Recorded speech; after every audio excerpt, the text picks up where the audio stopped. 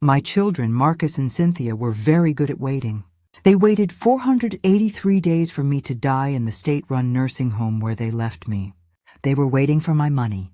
They were waiting for my house. When they finally sat down for the reading of my will, they were not prepared for the final line. Neither was the janitor. The sound I remember most is the click of my daughter's heels on the polished linoleum floor. Click, clack, click. They were sharp, expensive, and in a hurry. "Mother, look." "It's really very nice," Cynthia said. Her voice was bright and false, the one she used for clients she did not like. Her red nails, an exact match for her car, gripped my upper arm. "We've got you a private room." "It's temporary, Mother," Marcus added, not looking at me. He was looking at his watch. He had a meeting. He always had a meeting. "Just until that hip is 100%. The stairs at the house." Well, you understand. I understood completely. I understood that my Victorian home, the one they both grew up in, was a death trap. I understood that my broken hip, the result of a simple fall on the rug they bought me last Christmas, was an inconvenience. An orderly, a large man who smelled of soap and sweat, pushed my wheelchair. My feet were on the metal rests. I did not feel them. I watched the beige walls go by. Each one had a brown scuff mark at wheelchair height. "This is the one," the orderly said. He had a flat, bored voice. "Room 21B. He pushed me inside. The smell hit me immediately. Bleach, stale air, and something underneath. Something like old cabbage and urine. "Oh," Cynthia said. She let go of my arm. "It's clean." It was not clean. It was bare. A metal frame bed cranked up at the head. A thin blue blanket that looked like a large, stiff towel. A small television bolted to the wall in a metal cage. A single window that looked out onto a brick wall 6 feet away. "We'll bring your things by later," Marcus said, patting his pocket. He was checking for his keys. "Your photos, your knitting." "The light is good," Cynthia added, touching the stiff curtain. It was a lie. The light was gray. I said nothing. I had said nothing in the car. What was there to say? When your children decide you are a piece of furniture they no longer have room for, you are moved into storage. This was storage. The orderly handed a clipboard to Cynthia. "Sign here, please, acknowledging drop-off and residence condition." Cynthia signed her name with a flourish. She did not look at what the paper said. She just wanted this over. "Well?" Marcus said, putting his hands on his hips. He looked at me finally. His eyes were blank. "Settled in?" "We'll call tonight, Mother," Cynthia said, bending to kiss the air near my cheek. I smelled her expensive perfume. "And we'll visit Sunday," Marcus promised. "For sure," they walked out. Click, clack, click went Cynthia's heels. Marcus's heavy steps followed. The door closed. A click from the mechanism. Not a lock, not really, but it felt like one. I sat in the wheelchair for a long time. The orderly had left me in the middle of the small room. I heard the sounds of the Glenview State Home. A television blaring a game show down the hall. A woman crying out, "Nurse! Nurse!" A food cart rattling on the floor. The sun moved, and the gray light in the room turned to a darker gray. The wall I was facing had a long, thin crack. It looked like a river on a map going nowhere. Hours later, a different nurse came in. She did not introduce herself. "Dinner," she said. She put a plastic tray on the rolling table and swung it over my lap. Chicken, gray and rubbery. Peas, hard and green. A small cup of red Jell-O. I picked up the plastic fork. My hand was shaking. I put it down. I was 83 years old. I had raised 2 children. I had managed a household. I had helped my late husband build his business from nothing, and I was here. I looked at the window. It was dark now. I could see my own reflection in the glass. A pale, old woman in a wheelchair, looking back at me. I knew, in that moment, with a cold, solid certainty, that I would never see my house again. I knew Marcus was not coming on Sunday. I knew Cynthia was not bringing my photos. I was alone, and they were waiting for me to die. The first Sunday came and went. I sat by the window, watching the brick wall. I had the nurse's aide, a young woman with impatient hands, dress me in the blue silk blouse Cynthia had left behind. They did not come. At 4:00 p.m., the phone on the wall did not ring. The first week, I made excuses for them. Marcus was busy with the firm. Cynthia had a charity event. They were important people. They had important lives. The carnations they sent arrived on a Monday. They were white and pink. They smelled of nothing. They were placed on my nightstand, where I watched them turn brown and brittle. A nurse finally threw them out. My days fell into a hard, cold rhythm. The lights snapped on. A rough washcloth, cold water, the smell of cheap soap. 7:30 a.m., the breakfast tray. Watery eggs, a single piece of dry toast. 10:00 a.m., physical therapy. Lift your knee, Mrs. Vance. Lift it. My hip ached, a deep, grinding pain. 12:00 p.m., lunch. 1 p.m., 5:00 p.m., the long silence. The television in the common room played loud, cheerful game shows. I stayed in my room. I sat in the hard vinyl chair. I waited. 5:30 p.m., dinner. 8:00 p.m., a pill in a small paper cup. 9:00 p.m., the lights snapped off. I had been a person. Now I was a schedule. My children did not call. My photos were never brought. My knitting needles did not appear. I had been erased. Then, about 3 weeks in, a new sound entered my morning. It was not the rattle of the medicine cart or the squeak of the nurse's shoes. It was a low squeak thud of a heavy cart with one bad wheel. It stopped outside my door, a gentle knock, not the loud rap of the nurses. "Mornin'," a voice said. The door opened. A man I had not seen before stood there. He was small, maybe in his 50s. He wore a gray janitor's uniform and held a worn mop. He had kind, tired eyes. "Just here for the trash," he said. He had a slight accent I could not place. He moved quietly. He did not rush. He picked up the small bin from under the sink and emptied it into his large rolling can. He pulled a new white bag and opened it with a snap. He looked at me. I was sitting in my chair, staring. He was the first person in weeks who had looked at me for more than 5 seconds. "You're Miss Vance," he said. It was not a question. "I am," I said. My voice was rough from disuse. He nodded. "I'm Leo Martinez." He gestured down the hall. "I'm usually on the 3rd floor, but they moved my route." He started to push his cart out, then stopped. He looked back at me. "It's cold in this room," he said. "The window seal is bad." He was right. A thin line of cold air always blew from the bottom of the window. The next morning, I heard his cart again. Squeak thud, knock knock, mornin'. "Miss Vance." He came in, emptied the trash, and then he stopped. He was holding a styrofoam cup. "I made an extra pot in the staff room," he said, holding it out. "It's just black. Hope that's okay." I looked at the cup. Steam was rising from the little hole in the lid. I reached out with a trembling hand. My fingers were stiff. He gently placed the cup in my grasp. It was hot. The warmth spread into my hands, up my arms. I took a sip. It was strong and bitter. I always took my coffee with 2 sugars. It was the best cup of coffee I had ever tasted. "Thank you, Leo," I whispered. He just nodded. "See you tomorrow, Miss Vance." And he came. Every morning, 6:05 a.m., squeak thud, knock knock. "Mornin', Miss Vance." He would empty the trash. He would wipe the floor where a nurse had spilled juice. And he would hand me the cup. He was the only person who called me by my name. One day, the phone on the wall finally rang. It was the middle of the 3rd month. I grabbed it, my heart pounding. "Hello? Mother? It's Marcus." He sounded annoyed.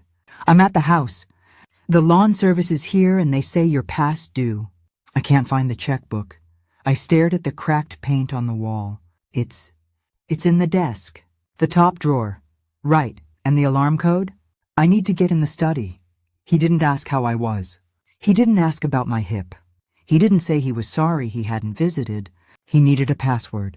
It's 1023, I said. My husband's birthday. Great. Thanks, Mother. Talk soon. The line clicked dead. I held the cold receiver in my hand. Talk soon. The next morning, Leo came in.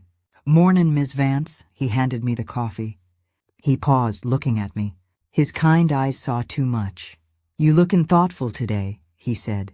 I just nodded and held the warm cup with both hands. It was the only thing keeping me from shaking apart. Months passed. The seasons changed, but not in room 21B. The view of the brick wall was the same in June as it was in December. The only difference was the cold. The bad window seal Leo had mentioned was a constant, thin whistle of air. I was always cold, my hip healed, in its slow, grudging way. The physical therapist signed off on my chart. You're stable now, Mrs. Vance, she'd said, but I was not stable. I was stuck. No one came to move me. My children, it seemed, had forgotten where they stored me. I had not had a visitor in 300 days. Cynthia sent a Christmas card. It was addressed in her assistant's handwriting. Inside, it said, Happy Holidays, with a printed signature. Marcus sent nothing, but Leo came. Every morning, 6:05 a.m., squeak thud, knock knock. Mornin', Ms. Vance. He was my clock. He was my calendar. He was the one human being who spoke to me. He didn't just bring the coffee anymore. He talked. He would lean on his mop for a minute, his voice low. My daughter, Sophia, she aced her biology test. Can you believe it? He'd say, his face full of pride. She wants to be a nurse. A real one, not like some of the ones here. She wants to help people. That's a fine thing, I'd say, sipping the hot, bitter coffee. Another day, he came in looking tired. That wind out there is sharp today, Miss Vance. Hope the old pipes in this place hold up. My car almost didn't start. He told me about his wife, who worked nights cleaning an office building downtown. He told me about his son, who was working at a garage. He painted a picture of a life that was hard and full and real. He never asked me for anything. He never complained. He just saw me. He saw the old woman in the vinyl chair and, for 5 minutes a day, treated her like she was still Elara Vance. One Tuesday, I woke up before the 6 a.m. light snap. I woke up with a cold, hard decision sitting in my stomach. I had waited. I had hoped. I had mourned the children I once had. Now I was done. The squeak thud of his cart was a comfort. Mornin', Ms. Vance. He came in, the steam rising from the cup. Good morning, Leo, I said. My voice was stronger than usual. He handed me the coffee. I took a sip. Leo, I said, I need to ask you for a small favor. He stopped wiping the windowsill. Sure, Miss Vance. Anything. My phone, I said, pointing to the beige plastic box on the wall. My fingers are too stiff today. The cold, it was not a lie. My knuckles were swollen and white. I need you to dial a number for me. Oh, yeah, no problem. He moved to the phone. Who we callin'? My lawyer. He paused, his hand halfway to the receiver. He looked at me. I looked back, my gaze steady. I drank my coffee. He nodded, as if he understood something. He picked up the receiver. What's the number? I told him. He dialed it carefully, his rough finger pressing each button. Then he handed the receiver to me. Henderson and Associates. A crisp voice answered on the other end. Mr. Henderson, please, I said. This is Elara Vance. There was a muffled sound, then a click. Elara? My goodness. It has, Robert, I said. Listen to me. I don't have much time. I need to make a change to my will. A final adjustment. Leo turned, politely pretending to be busy with a dustpan in the corner. He was not listening, but he was present. He was my witness. An adjustment? Henderson's voice was sharp. Elara, are you of sound mind? Your son, Marcus, told me you were not well. My son told you that, did he? I said, a cold anger rising in me. I am 83 years old, Robert. I'm stuck in a state-run nursing home. But I assure you my mind is painfully lucid. I I see. What is the adjustment? I told him. There was a long, deep silence on the other end of the line. I could hear Mr. Henderson breathing. I heard him clear his throat. Ilara, he said, his voice much quieter. That is significant. Are you certain? I have never been more certain of anything in my life, I said. Draw it up. Send it here. And Robert, do not call my children. Do not call my house. Send your most trusted notary, today. I will, he said. I hung up the phone. Leo had finished his work. He was standing by the door with his cart. He looked at me, his eyes full of a quiet worry. Everything okay, Miss Vance? I took the last sip of my coffee. I handed him the empty cup. Yes, Leo, I said. For the first time in a very long time, I believe it is. That same afternoon, 2 people came to room 21B. They were not nurses. They wore dark suits and carried thin leather briefcases. They looked wrong in the beige, scuffed hallway. A young woman with a sharp face and a young man with a nervous tie. They knocked once, a professional rap. Mrs. Vance? We're from Henderson and Associates. They stepped inside. The room suddenly felt even smaller. They avoided looking at the stained bedpan in the corner. Mr. Henderson sent these for your review, the young woman said. She was the notary. She placed the papers on my rolling table, right where my gray chicken had been at lunch. She handed me a heavy black pen. I read every line. My hands were steady. The legal words were dense, but the meaning was simple and clear. It was exactly what I had asked for, to my son Marcus. To my daughter Cynthia. I read about the thimbles and the knitting needles. I felt a cold, quiet satisfaction, my entire estate, to Mr. Leo Martinez. I looked at the young man and woman. They were witnesses. Their faces were blank, professional masks. They just wanted to get this done and get back to their clean office. I uncapped the pen. The ink was a deep, dark blue. My signature was not what it used to be. It was spidery, the E a little shaky. But it was legal. I signed the last page. The woman signed. The man signed. The woman took out a small metal device from her bag. She pressed it onto the page. A click and a thud. An official seal. She gathered the papers, put them back in the briefcase, and snapped it shut. A copy will be kept on file, Mrs. Vance, she said. Mr. Henderson sends his regards and wishes you well. They turned and walked out. Click. The door shut. I was alone again. The room smelled of their expensive briefcases, a faint scent of leather. I looked at the wall. The crack was still there. I was still here. I had just given away $50 million. Or perhaps I had just finally directed it. I slept that night.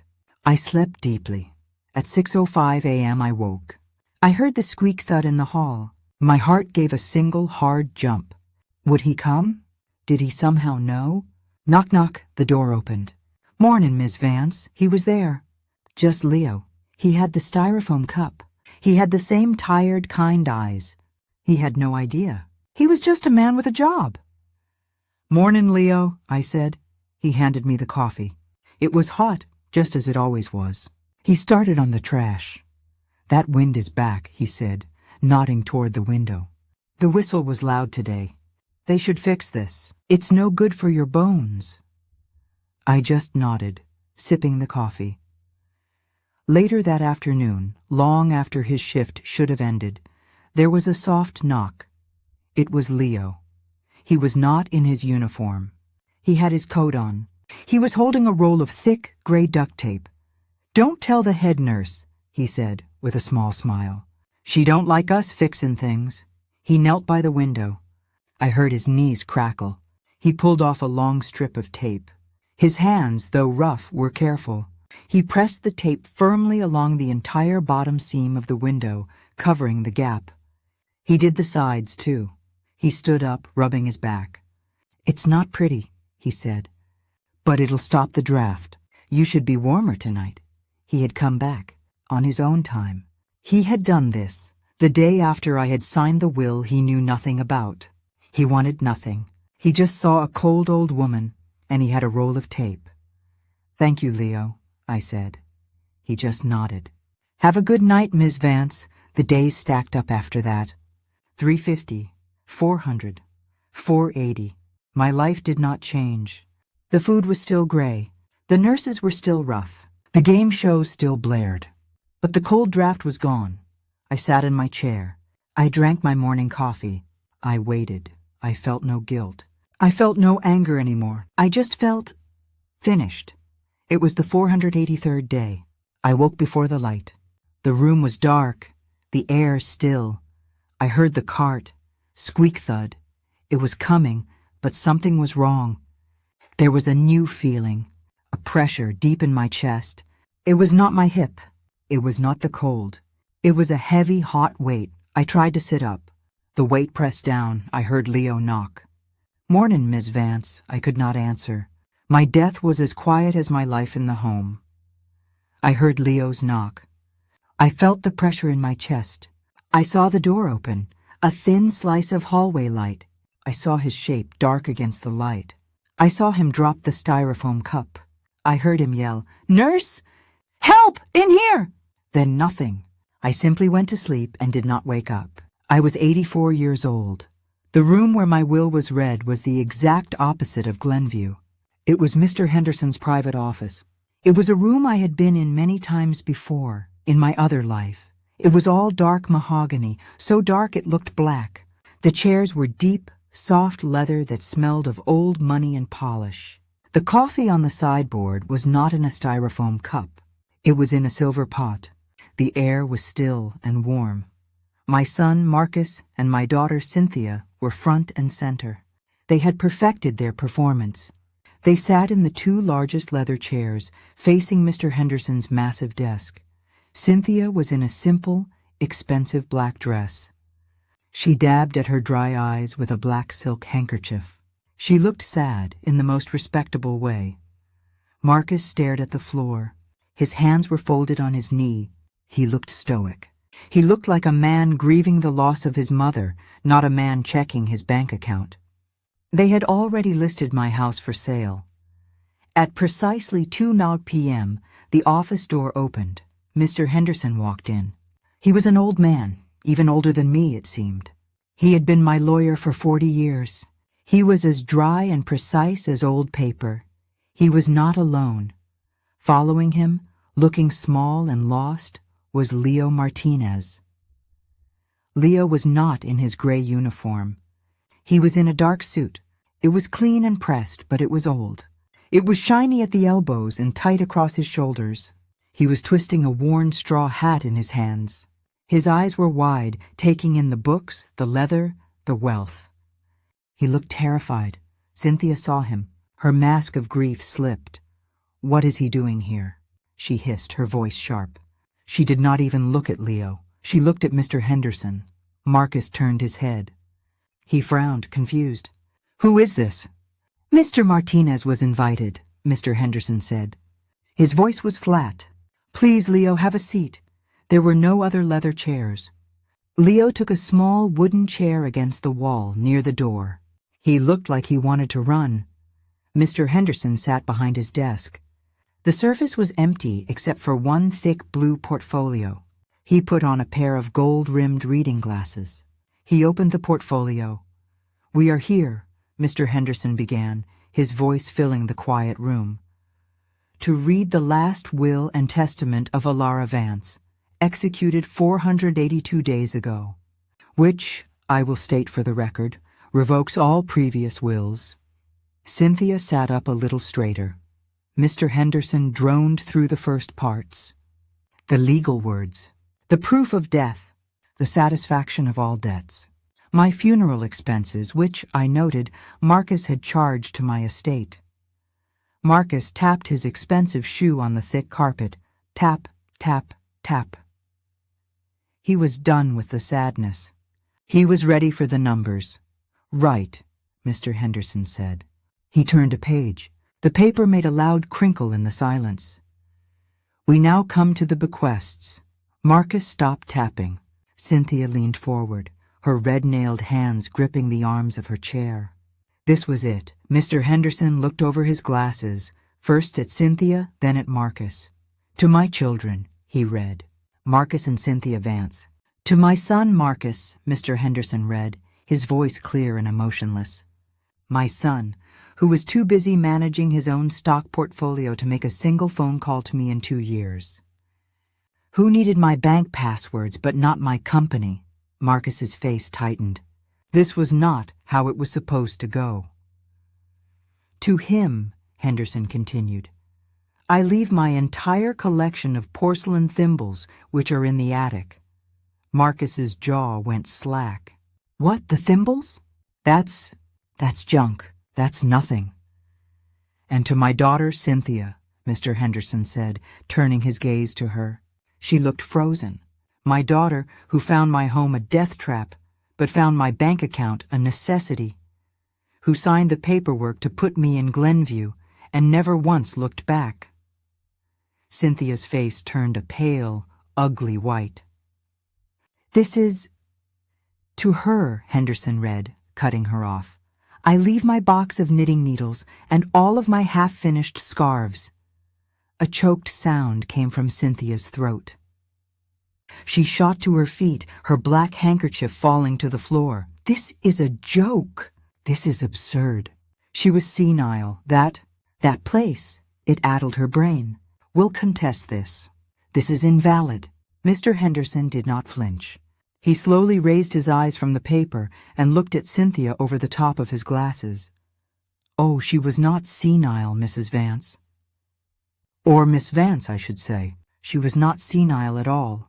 He reached into the portfolio and pulled out a second, thinner stack of papers. I have here, he said, tapping the stack, 18 months' worth of signed affidavits from Dr. Alistair Reed, her attending physician at Glenview. He visited her weekly. Each one attests to her full and complete mental faculties. He put the papers down. Your mother was, to use her own words to me, painfully lucid. Cynthia seemed to shrink. She sank back into the leather chair, her mouth open. Now, Mr. Henderson said, turning the page, as to the remainder of the estate? The house, Marcus said, his voice a hoarse whisper. He was recovering, the banker in him taking over. The house, the investments, she can't just... What about the rest? Ah, the investments, Mr. Henderson said. He almost looked sad. Your father left your mother a small portfolio, as you both called it. It was, Marcus said. I saw the statements once. It was modest. It was, Mr. Henderson agreed. But your mother, Alara, was a very calculated woman. After your father's death, she spent the last 30 years quietly studying the market. She was not a knitter, Mrs. Vance. She was a reader. She read financial reports. She was, to put it mildly, exceptionally gifted. Henderson put his glasses back on. He looked at a final summary sheet. He paused, letting the silence stretch. The only sound was the faint click of the air conditioning turning on. The total value of the Vance Linden Investment Fund, he read, combined with all properties and liquid assets as of the close of markets yesterday, is, he paused again, $54,210,000. The room went absolutely still. Cynthia was not breathing. Marcus was chalk white. He looked like he had been punched. 50, Marcus whispered. 54? Million? Over by the wall, Leo Martinez made a small gasping sound, but no one looked at him. Mr. Henderson nodded. He turned the last page of the will. And now for the final bequest. Mr. Henderson looked down at the final page. He was not reading to them anymore. He was reading my words. I quote, he said, his voice firm. To my children I leave the thimbles and needles which they so richly deserve. They gave me nothing, and so nothing is what they shall receive. He looked up over his glasses at Marcus and Cynthia. Their faces were a picture of disbelief. They were still trying to understand. What? Marcus started. What does that... Where is the... He's not finished, Marcus, Cynthia snapped, her voice trembling with a rage that had not yet found its voice. I am not, Mr. Henderson agreed. He looked back at the will. He read my next words into the silent. Expensive room. My entire estate, all $54 million. $210,000 I'd leave to the only person who recognized that I was still alive. Mr. Henderson lifted his head. He did not look at my children. He looked at the small, frightened man by the door. I leave every single penny, he read, his voice strong and clear, to Mr. Leo Martinez, the janitor at Glenview, who brought me coffee every morning, black, who told me about his daughter, Sophia, who treated me not as a burden, but as a human being, who taped my window so I would not be cold. The explosion was immediate. No, Cynthia shrieked. It was not a word. It was a sound, a raw animal sound of loss. She lunged forward, grabbing at the desk. No, he tricked her. He was a servant. He manipulated a sick old woman. You! Marcus roared, his face turning a dark, mottled red. He was on his feet, pointing a shaking finger not at Henderson but at Leo. You janitor, you will not see a dime. We will contest this. We will have you in court for the rest of your miserable life. We'll have you disbarred. He screamed at Henderson. Mr. Henderson did not move. He simply pressed a small black button on his desk intercom. He poisoned her against us. Cynthia was sobbing now, but they were tears of pure rage. $50 million to him for coffee? It's obscene. All the noise was in the center of the room. By the wall, Leo Martinez was silent. He had backed into the corner, as if to make himself smaller. His worn straw hat had fallen to the floor. He was shaking, his hands held up in front of him. Tears streamed down his face. He looked from the screaming, expensive people to the calm, old lawyer. He whispered. His voice was broken. He looked at Mr. Henderson. Sir, I don't understand. I just brought her coffee. The room quieted for 1 second. Marcus and Cynthia paused, out of breath, to hear his confession. Mr. Henderson looked at Leo, and for the first time, his dry, paper-like face softened. He gave Leo a small, sad nod. Exactly, Mr. Martinez, he said. That is precisely what she wrote. The office door opened. 2 large men in professional security uniforms stepped inside. They were not from the building. They were from Mr. Henderson's private service. Mr. Henderson? The first one said. These 2, Henderson said, gesturing calmly to my children. Their business here is concluded. Please escort them out. The change was instant. Marcus's rage became panic. You can't do this. This is my mother's. Get your hands off me.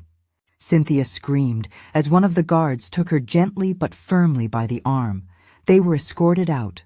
Their voices echoed down the hall. We'll sue you! We'll sue all of you! The heavy door closed. Silence. It was just Mr. Henderson and Leo. Leo was still in the corner, crying quietly, his body shaking. Mr. Henderson stood up. He walked around his desk. He picked up Leo's hat from the floor. He slowly walked over and held it out. Leo looked at the hat, then at the lawyer. Mr. Martinez, Henderson said, his voice quiet. I believe you are now the wealthiest man in this room. Please, come and sit down. We have a great many things to discuss.